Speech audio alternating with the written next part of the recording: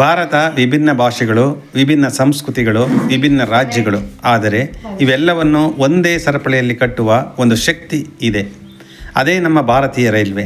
ಇದು ಕೇವಲ ಒಂದು ಸಾರಿಗೆ ವ್ಯವಸ್ಥೆ ಅಲ್ಲ, ಇದು ಭಾರತದ ಹೃದಯ ಬಡಿತ. ಪ್ರತಿದಿನ ಕೋಟ್ಯಾಂತರ ಜನರನ್ನು ತಮ್ಮ ಗಮ್ಯಸ್ಥಾನಕ್ಕೆ ಕೊಂಡೊಯ್ಯುವ ಈ ವ್ಯವಸ್ಥೆ ವಿಶ್ವದ ಅತಿದೊಡ್ಡ ರೈಲು ಜಾಲಗಳಲ್ಲಿ ಒಂದಾಗಿದೆ. ಇಂದು ನಾವು ಈ ವಿಡಿಯೋದಲ್ಲಿ ತಿಳಿದುಕೊಳ್ಳೋಣ, ಭಾರತೀಯ ರೈಲ್ವೆಯ ಆರಂಭ ಹೇಗಾಯಿತು, ಹೇಗೆ ಬೆಳವಣಿಗೆ ಕಂಡಿತು, ಎಷ್ಟು ನಿಲ್ದಾಣಗಳಿವೆ, ಎಷ್ಟು ಸಿಬ್ಬಂದಿ ಕೆಲಸ ಮಾಡುತ್ತಾರೆ, ಆದಾಯ ಎಷ್ಟು ಬರುತ್ತದೆ ಮತ್ತು ಭಾರತದ ಮೇಲೆ ಇದರ ಪ್ರಭಾವ ಏನು. ರೈಲ್ವೆ ಆರಂಭದ ಇತಿಹಾಸ. ಭಾರತದ ರೈಲ್ವೆಯ ಇತಿಹಾಸ ಆರಂಭವಾಗುತ್ತದೆ 1853ರಲ್ಲಿ. ಏಪ್ರಿಲ್ 16, 1853 ಮುಂಬೈ ಮತ್ತು ಥಾಣೆವರೆಗೆ ಮೊದಲ ಪ್ರಯಾಣಿಕ ರೈಲು ಓಡಿತು. ಈ ರೈಲು ಕೇವಲ 34 ಕಿಲೋಮೀಟರ್ ದೂರವನ್ನು ಮುಟ್ಟಿತು, ಆದರೆ ಅದು ಒಂದು ಹೊಸ ಯುಗದ ಆರಂಭ ಆಗಿತ್ತು. ಬ್ರಿಟಿಷ್ ಆಡಳಿತ ಸಮಯದಲ್ಲಿ ರೈಲ್ವೆ ಆರಂಭವಾದದ್ದು ಮುಖ್ಯವಾಗಿ ವ್ಯಾಪಾರ ಮತ್ತು ಆಡಳಿತ ಸುಲಭಗೊಳಿಸಲು. ಆದರೆ ಕಾಲಕ್ರಮೇಣ ಅದು ಭಾರತದ ಜೀವನದ ಭಾಗವಾಯಿತು.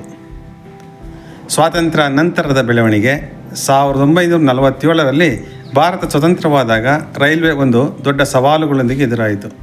ಅನೇಕ ರೈಲು ಮಾರ್ಗಗಳು ಹಾಳಾಗಿದ್ದವು, ಆರ್ಥಿಕ ಸ್ಥಿತಿ ದುರ್ಬಲವಾಗಿತ್ತು. ಆದರೆ ಸರ್ಕಾರ ಈ ವ್ಯವಸ್ಥೆಯನ್ನು ಪುನರ್ನಿರ್ಮಿಸಲು ನಿರ್ಧರಿಸಿತು. ಇದೀಗ ಇಂಡಿಯನ್ ರೈಲ್ವೇಸ್ ಕ್ರಮೇಣ ಬಲವಾದ ರಾಷ್ಟ್ರದ ಬೆನ್ನೆಲುಬಾಯಿತು. ರೈಲು ಮಾರ್ಗಗಳು ವಿಸ್ತಾರವಾದವು, ಹೊಸ ನಿಲ್ದಾಣಗಳು ನಿರ್ಮಾಣ ಮಾಡಲ್ಪಟ್ಟವು, ಟೆಕ್ನಾಲಜಿಯನ್ನು ಸೇರಿಸಲಾಯಿತು. ಭಾರತೀಯ ರೈಲ್ವೆಯ ಜಾಲ.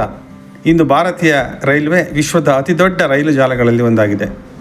ಸುಮಾರು 7,000 ನಿಲ್ದಾಣಗಳು, 68,000ಕ್ಕೂ ಹೆಚ್ಚು ಕಿಲೋಮೀಟರ್ ರೈಲು ಮಾರ್ಗ, ದಿನಕ್ಕೆ 13,000 ಹೆಚ್ಚು ರೈಲುಗಳು ಓಡುತ್ತವೆ. ಕೋಟ್ಯಾಂತರ ಪ್ರಯಾಣಿಕರು ಪ್ರತಿದಿನ ಪ್ರಯಾಣಿಸುತ್ತಾರೆ. ಇದು ಒಂದು ದೇಶದಷ್ಟೇ ದೊಡ್ಡ ಚಲಿಸುವ ನಗರದಂತಿದೆ. ಸಿಬ್ಬಂದಿ ಮತ್ತು ಉದ್ಯೋಗ. ಭಾರತೀಯ ರೈಲ್ವೆ ವಿಶ್ವದ ಅತಿದೊಡ್ಡ ಉದ್ಯೋಗ ನೀಡುವ ಸಂಸ್ಥೆಗಳಲ್ಲಿ ಒಂದಾಗಿದೆ. ಸುಮಾರು 12 ಲಕ್ಷಕ್ಕೂ ಹೆಚ್ಚು ಸಿಬ್ಬಂದಿ, ರೈಲು ಚಾಲಕರು, ಟಿಕೆಟ್ ಪರಿಶೀಲನೆ ಮಾಡುವವರು, ಸ್ಟೇಷನ್ ಮಾಸ್ಟರ್ಗಳು, ಇಂಜಿನಿಯರ್ಗಳು, ತಂತ್ರಜ್ಞರು, ನಿರ್ವಹಣಾ ಸಿಬ್ಬಂದಿ.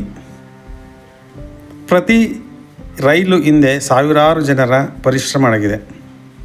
ರೈಲ್ವೆಯ ಆದಾಯ. ಭಾರತೀಯ ರೈಲ್ವೆ ದೇಶದ ಆರ್ಥಿಕತೆಯಲ್ಲಿ ಪ್ರಮುಖ ಪಾತ್ರ ವಹಿಸುತ್ತದೆ.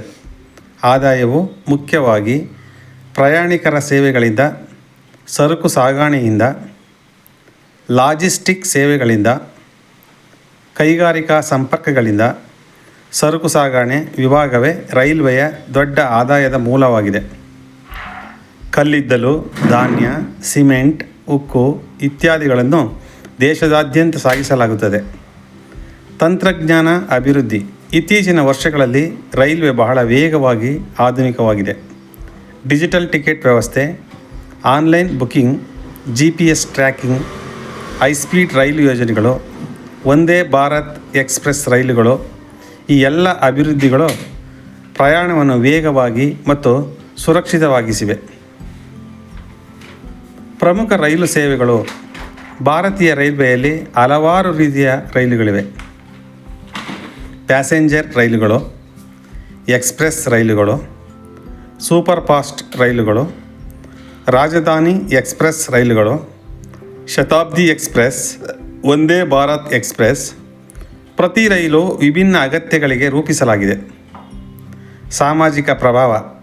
ರೈಲ್ವೆ ಕೇವಲ ಪ್ರಯಾಣವಲ್ಲ, ಗ್ರಾಮ ಮತ್ತು ನಗರಗಳನ್ನು ಸಂಪರ್ಕಿಸುತ್ತದೆ, ಉದ್ಯೋಗ ಅವಕಾಶಗಳನ್ನು ನೀಡುತ್ತದೆ, ವ್ಯಾಪಾರವನ್ನು ಉತ್ತೇಜಿಸುತ್ತದೆ, ಶಿಕ್ಷಣ ಮತ್ತು ಆರೋಗ್ಯ ಸೇವೆಗಳಿಗೆ ಸಹಾಯ ಮಾಡುತ್ತದೆ, ದೇಶದ ಏಕತೆಯನ್ನು ಬಲಪಡಿಸುತ್ತದೆ.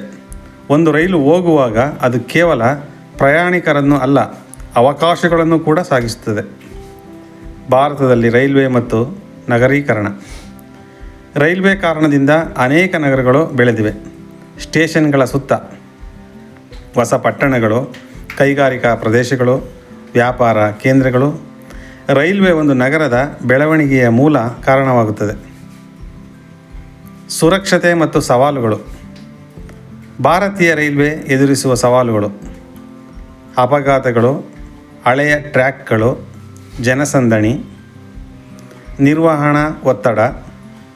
ಆದರೆ ಸರ್ಕಾರ ಮತ್ತು ತಂತ್ರಜ್ಞಾನಗಳ ಸಹಾಯದಿಂದ ಸುರಕ್ಷತೆ ಹೆಚ್ಚಿಸಲಾಗುತ್ತದೆ. ಭವಿಷ್ಯದ ಭಾರತೀಯ ರೈಲ್ವೆ. ಮುಂದಿನ ದಿನಗಳಲ್ಲಿ ರೈಲ್ವೆ ಇನ್ನಷ್ಟು ಆಧುನಿಕವಾಗಲಿದೆ. ಹೈಸ್ಪೀಡ್ ಬುಲೆಟ್ ಟ್ರೈನ್ ಯೋಜನೆ, ಎಲೆಕ್ಟ್ರಿಕ್ ಮತ್ತು ಗ್ರೀನ್ ಎನರ್ಜಿ ರೈಲುಗಳು, AI ಆಧಾರಿತ ನಿರ್ವಹಣೆ, ಸ್ಮಾರ್ಟ್ ಸ್ಟೇಷನ್ಗಳು. ಭಾರತೀಯ ರೈಲ್ವೆ ಭವಿಷ್ಯದಲ್ಲಿ ಇನ್ನಷ್ಟು ವೇಗವಾಗಿ, ಸುರಕ್ಷಿತವಾಗಿ ಮತ್ತು ಪರಿಸರ ಸ್ನೇಹಿಯಾಗಿ ಬೆಳೆಯಲಿದೆ. ಭಾರತೀಯ ರೈಲ್ವೆ ಕೇವಲ ಒಂದು ಸಾರಿಗೆ ವ್ಯವಸ್ಥೆಯಲ್ಲ, ಇದು ಒಂದು ದೇಶದ ಕತೆ. ಇದು ಜನರ ಕನಸುಗಳನ್ನು ಕೊಂಡೊಯ್ಯುವ ಹಾದಿ. ಇದು ಭಾರತದ ಏಕತೆಯ ಸಂಕೇತ. ಪ್ರತಿ ಸ್ಟೇಷನ್, ಪ್ರತಿ ಹಳಿಗೆ ಒಂದು ಕತೆ ಇದೆ. ಪ್ರತಿ ರೈಲಿಗೂ ಒಂದು ಪ್ರಯಾಣವಿದೆ ಮತ್ತು ಪ್ರತಿ ಪ್ರಯಾಣಕ್ಕೂ ಒಂದು ಜೀವನದ ಅರ್ಥ ಇದೆ. ಈ ವಿಡಿಯೋ ನಿಮಗೆ ಇಷ್ಟವಾದರೆ ಲೈಕ್ ಮಾಡಿ, ಶೇರ್ ಮಾಡಿ ಮತ್ತು ಸಬ್ಸ್ಕ್ರೈಬ್ ಮಾಡಿರಿ. ಮುಂದಿನ ವಿಡಿಯೋದಲ್ಲಿ ಮತ್ತೊಂದು ಇತಿಹಾಸ, ಮತ್ತೊಂದು ಕಥೆಯೊಂದಿಗೆ ಮತ್ತೆ ಭೇಟಿಯಾಗೋಣ.